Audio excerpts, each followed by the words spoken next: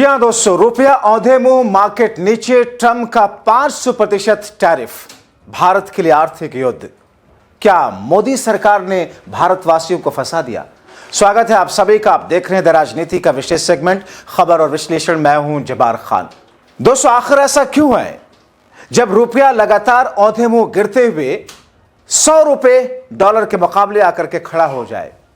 आखिर ऐसा क्यों है जब बेरोजगारी, महंगाई चरम पर हो और मोदी सरकार की विदेश और कूटनीतिक नीतियां फेल होती चली जाएं और फिर उस पर ट्रंप के सामने सरेंडर पर सरेंडर होता चला जाए, यहां तक कि ट्रंप भारत पर 500% टैरिफ लगा दें?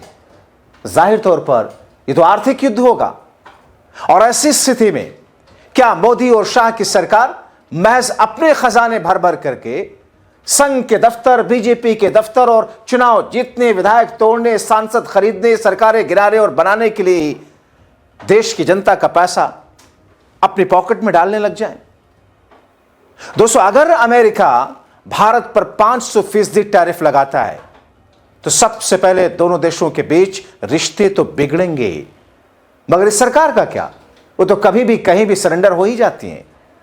दोस्तों, एक तरीके से 500% टैरिफ आर्थिक युद्ध का रूप लेगा, क्योंकि आमतौर पर यह व्यवहारिक नहीं है।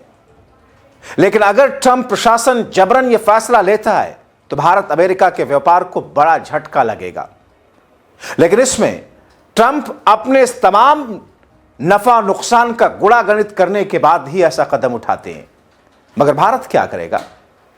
क्योंकि जो सामान भारत से निर्यात किया जाता है, भारत एक्सपोर्ट करता है जो सामान अमेरिका में, उसकी मार्केट वैल्यू शून्य हो जाएगी, क्योंकि वहां पर इतना ज्यादा टैक्स होगा उस पर कि उस देश के अंदर भारत का बना हुआ वो सामान कौन खरीदेगा इतना महंगे दामों पर? दोस्तों, इतना भारी टैरिफ किसी देश के प्रोडक्ट को बाजार से बाहर करने के बराबर होता है। भारत जैसी उभरती अर्थव्यवस्था पर इसका असर तुरंत और गहरा दिखाई देगा।